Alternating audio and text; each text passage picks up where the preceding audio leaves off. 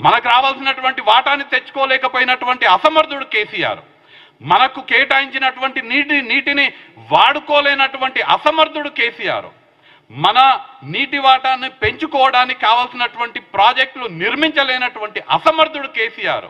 Pending ఉన్నటువంటి పనులని పూర్తి చేయలేనటువంటి అసమర్థుడు కేసీఆర్ అని నేను చెప్తున్నా. మీరు పాలమూరుని సస్యశ్యామలం చేసినామని మీరు చెప్తున్నారు, పాలమూరుకి అన్యాయం చేసినని నేను చెప్తున్నా.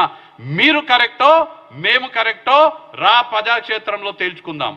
2009లో మహబూబ్ నగర్ ఎంపీగా పోటీ చేస్తే మేమే పాలమూరు ప్రజలే నీకు రాజకీయ పునర్జన్మ ఇచ్చినాం. అయినా కానీ ఏ ప్రజలైతే నీకు పునర్జన్మ ఇచ్చినరో ఆ ప్రజలకే వెన్నుపోటు పొడిచినటువంటి దుర్మార్గుడు కేసీఆర్ అని ఇవాళ నేను పాలమూరు ప్రజల తరఫున నేను విమర్శిస్తూ, రా దమ్ముంటే మీరు చెప్పే దాంట్లో నిజముందని మీరు భావిస్తే, మీరు చెప్పే దాంట్లో వాస్తవం ఉందని భావిస్తే ప్రజాక్షేత్రంలో తెలుసుకుందాము.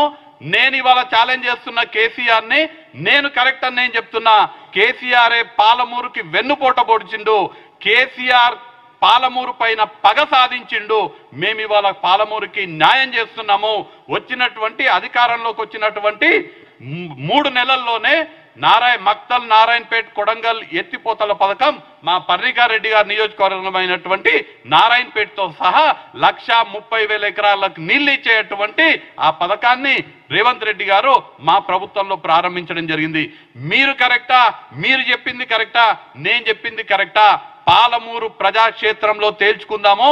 దమ్ముంటే నిజంగా మీరేదైతే చెప్తున్నారో పాలమూరు నిజంగా సస్యశ్యామలం చేస్తామని చెప్తే ప్రజలందరూ మీకే కదా రేపు ఓట్లు వేసేది. రా ఎలక్షన్లో తేల్చుకుందాము.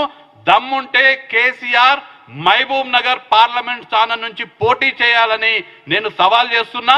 ఇదే రిఫరెండం. నువ్వు కరెక్టా? నేను కరెక్టా? మీరు మాట్లాడే దాంట్లో నిజముందా? నేను మాట్లాడే దాంట్లో ధర్మం ఉందా అనేది రేపు మహబూబ్ నగర్ లోక్సభ ఎన్నికల్లో నువ్వు పోటీ చెయ్యి, అదే రిఫరెండంగా భావిస్తాము. ఒకవేళ ఆ ఎన్నికల్లో అదే రిఫరెండం కేసీఆర్ భరతం మొత్తం కూడా, కేసీఆర్ బండారం మొత్తం కూడా ఆ ఎన్నికల్లో బయట పెడతాము. మా సవాల్ని స్వీకరించాలని కేసీఆర్ని పాలమూరు ప్రజల తరపున కోరుతూ